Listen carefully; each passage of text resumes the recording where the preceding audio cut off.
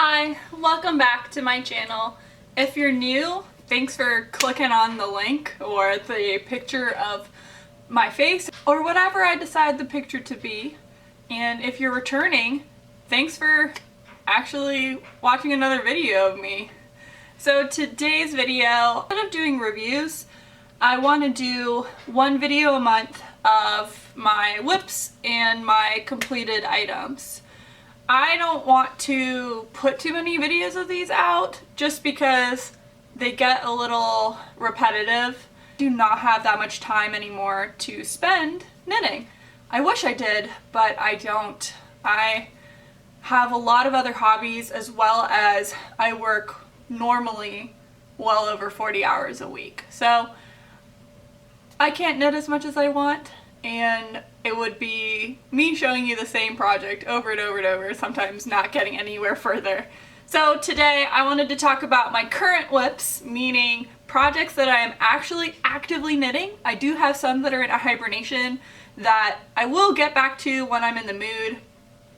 So I have a couple of those, and then I have a couple completed things, one of which I can't actually show you because it's a Mother's Day gift, and if you've watched a different video, you may have guessed what that is, and that's the scarf from the yarn.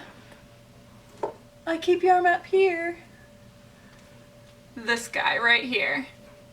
The Miami from Shepshi's, or however you pronounce it, but again, it's this yarn in this actual colorway. So I'm going to start with WIPs, and the first one is huge. Alright, I'm going to grab it, and you aren't going to get, I'm not going to get the whole thing in frame, but I will try to show a bit of it for you. Here it is in all its colorful glory. Let me see it. Obviously, I am still actively working on it, so let me find, there we go, there's my crochet hook. So what this is, ooh. I don't know if you can hear my voice. It's a temperature blanket. More yarn's falling. I really need to clean this area up.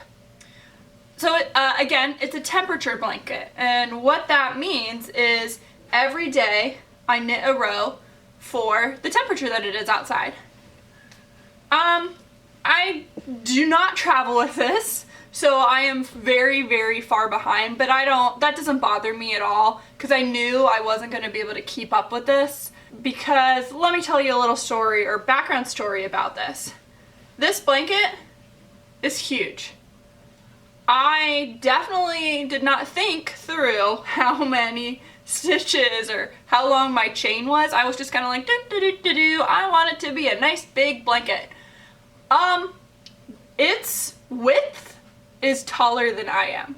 So it fits really well on a king size bed, which I don't have. I have a full. So it is huge. And what I'm showing you right now,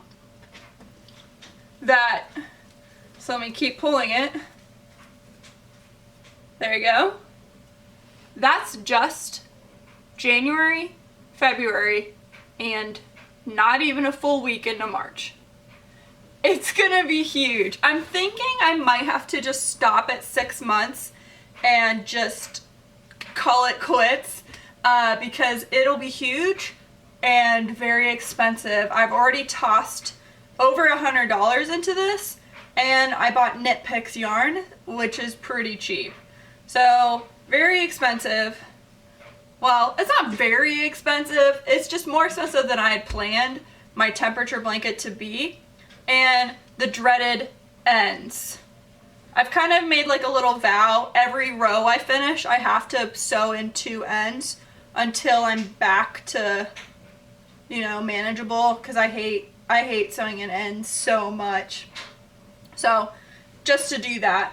But the cool thing, each of these colors, it doesn't represent one specific, like one temperature. It's a range of 10 degrees, except on both ends of the spectrum, where I think it's like 86 and above is a color, and I think like 15 or 20 and below is a temperature. just because we've been seeing a lot of negative numbers lately. Not so much this year, because it's been a mild winter, but the last 2 years it got really cold, so I figured maybe I need like a big range. And what is also cool, because I travel, some of the colors are just kind of weird. So again, oh, hair. So this is January, and then we get over here into February, and then you see this dark purple. The dark purple is in the 80s. I was in San Antonio in February, and it was really, really warm. It was fabulous. But if you look on either side, the mint, which tends to be the most used color, it seems, is around, like, I want to say it's 45 to 55. I'd have to double check. And the silver is the coldest it gets. So this is like, I'm terrible, I can't remember my range, but silver is really, really cold. This is the second to hottest color that I have. I'm just doing double crochets across the entire width of my blanket, and that's it. So it's just double crochets, monotonous double crochets. Again, I don't work on this all the time, so it's not boring, and obviously I've gotten a lot done. And I'm still enjoying it. I think I'm excited for it to be done. Just kind of like a looking back on the year. Plus, all the colors that I chose match my apartment. The mint color is my living room. The gray color is actually the walls here, and then the accent wall in my bedroom. The coral color is my bedroom. The purple is my kitchen. And then the tan color is the hallway. So it all matches really nice, and I did do that on purpose, more so that I could have this blanket in the living room or the bedroom and then it would match. But now it's kind of a looking back on my time living in this apartment. So a lot of background information on this, but let me tell you about the yarn. So I did say it's Knit Picks. It's the Knit Picks Brava worsted. It is a 100% acrylic, 218 yards, 100 grams, worsted weight, or a size 4. I like it. It's pretty nice, though I have noticed with some of the colors, my hands, it'll feel really plasticky, and then some colors feel nicer. It's weird, but if I was crocheting with my eyes closed, I could tell when I got to, it's the mint color that does it. When I get to mint, it has this really weird feeling to it. To show you how I organize that blanket, what I did was I have this notebook that I use. It's a little bit, it's like a smaller notebook.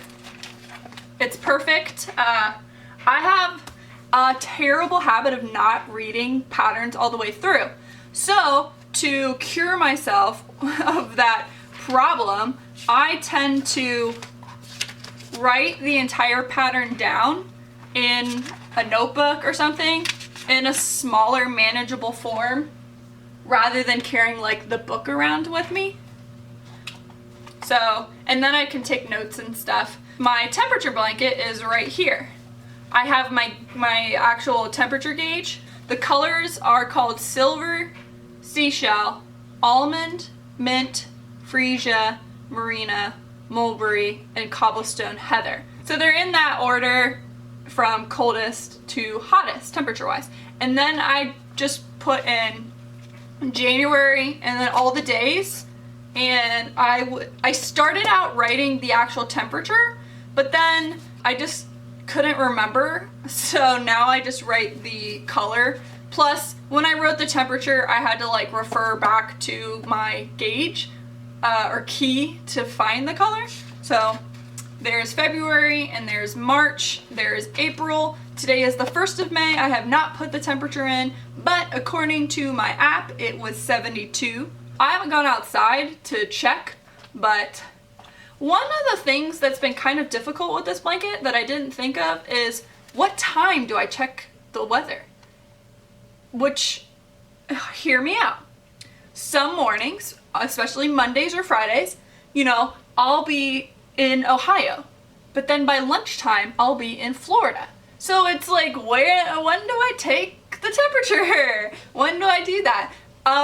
It's what I have decided, rather than it being a specific time of the day, like, oh, I'm gonna always do it at 10 o'clock.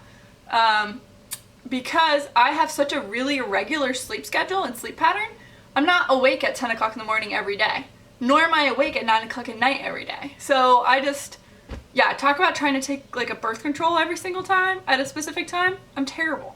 So anyway, I decided that anytime I look at the temperature, like the first time I look at the temperature, that is the temperature I'm going to record. It's worked so far. My next WIP is a sock, and it's the first sock for myself.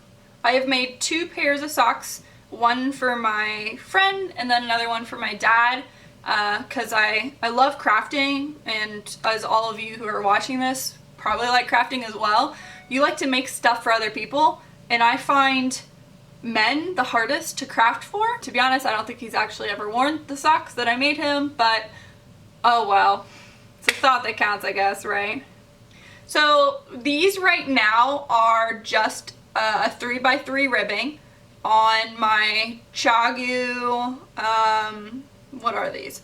I want to say they're 2.25 ones on the red cord. I don't know what that is, but that's the one I'm using. And the yarn is Sensations Bamboo and Ooh pattern, which is a super fine wool and bamboo blend. Size 1, super fine. It's 60 grams, 262 yards, or 240 meters, 55% wool, 30% nylon, 15% rayon from bamboo. You may or may not know, but Sensation is the house brand of Joann's. It is a purple and gray stripes, which you can let me hold this up closer. Well, it just gets too dark. The sun's not out. I have a lamp on. Guess you still can't see it. The pattern, which I can't believe I haven't said yet. I have it written down in that notebook, but the pattern is from the book Sock Innovation by Cookie A. And it is called Kai-Mei. And it looks like this. So it's got the 3x3 ribbing pretty much all the way through, and then it has a cool leaf pattern design running along the outer side of the foot. Pretty easy looking pattern, really nice, and I just wanted to use up this purpley yarn, and I decided that that would be a nice looking sock.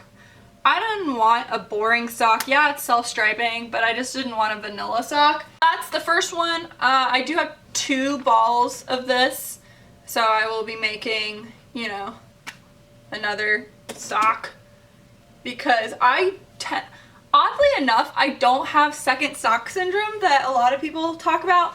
My first sock does take the longest, and then my second sock normally I whip right through just because I'm so ready to wear them or to have them done, because again, the first 2 I did not make for myself, even though I did wear them because I thought they were awesome. My last WIP that is currently active on the needle is my most exciting one, and probably the one that I get the most comments on when I am knitting in public.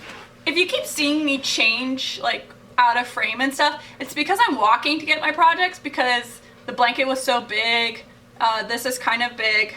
This is also not going to fit in the entire frame, but it is a double knit scarf that is Star Wars themed. Look at how cool this is.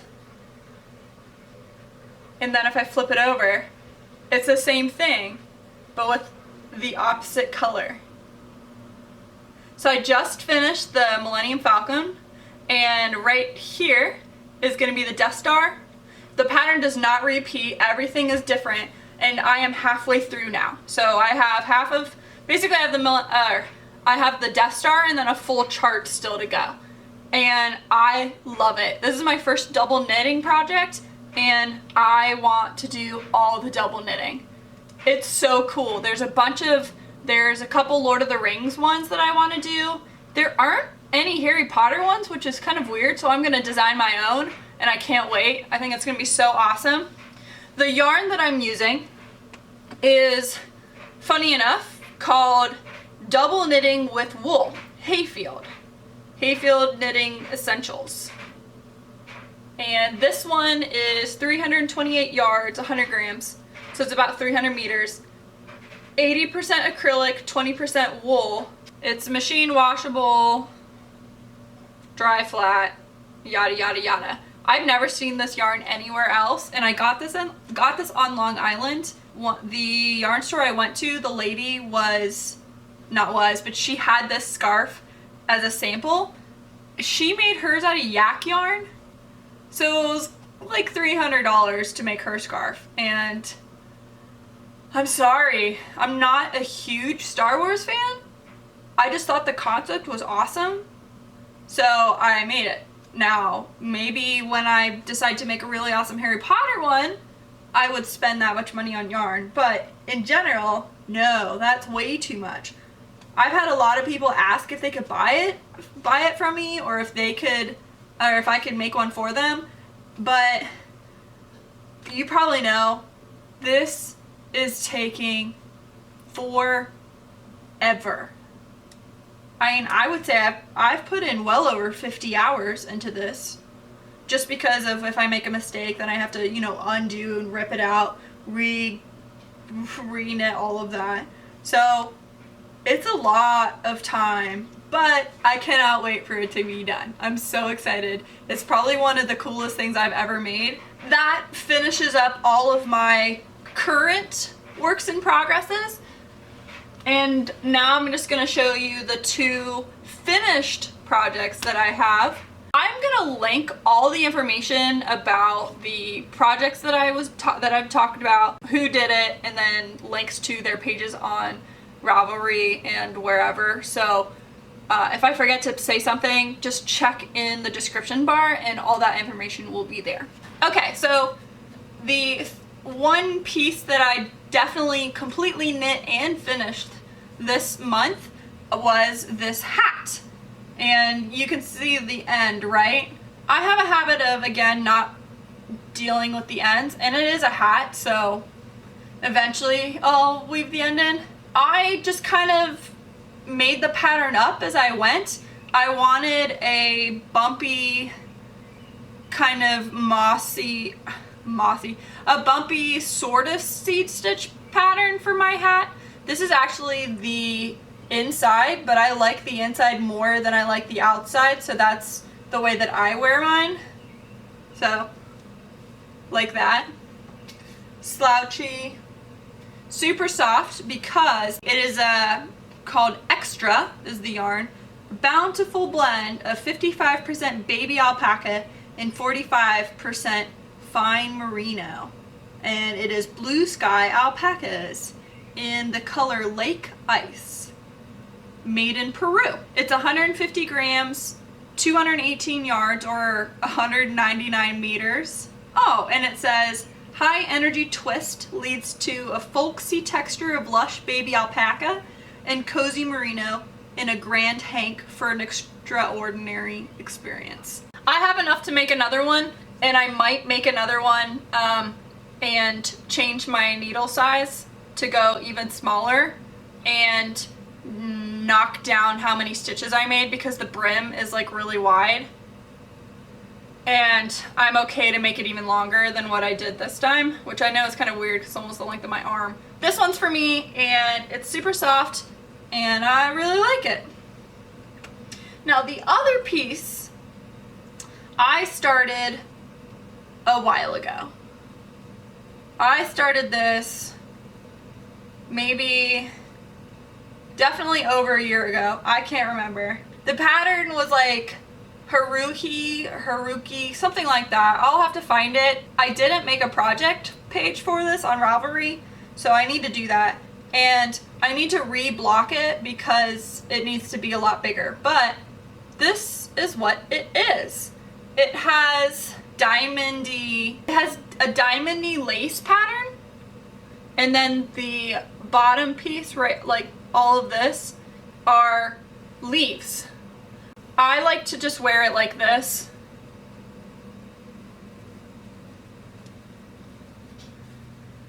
Yeah, kind of like a cool cowboy. I don't know. I think it's really pretty. It's very delicate. It's one of the first triangular shawls I've ever made. One of, because I have made another one. But this was the first triangular lace-like shawl. The yarn is Schoppel-Wolle. It's the one with like the cat on it. And I cannot for the life of me remember which one it was. Again, I'll link this below, but I know it wasn't in a ball, it was in a hank. So that gives me something to go on. Beautiful pattern, really liked it, but I just need to block it out a little bit better. These are my current projects and the finished projects for the month of April. My next video will be returning to reviewing yarn, books, whatever.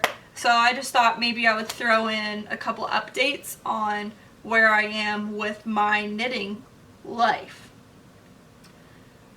So if you like that, just let me know. Let me know what you guys are knitting, if you've ever knit any of these pieces. I'm also going to link my Ravelry page in the description bar. It is linked on my About Me page, but just in case, I should have project pages for this guy once I get this one done, and I have one for the Star Wars scarf and one for the socks. I'm gonna definitely be better on Ravelry. I tend to just use it to stockpile patterns. Oh, and also read other people's modifications, but I think I should definitely, you know, put my 2 cents in there a little bit more. So I'm going to be a lot more active on Ravelry. So if you would like, friend me and we can compare awesome projects. That's all for today, and I will see you guys later. Bye! So those are all of my current WIPs and my completed projects for the month of March, right? No. Wow. No, so wrong. These are my completed projects and my current WIPs for the month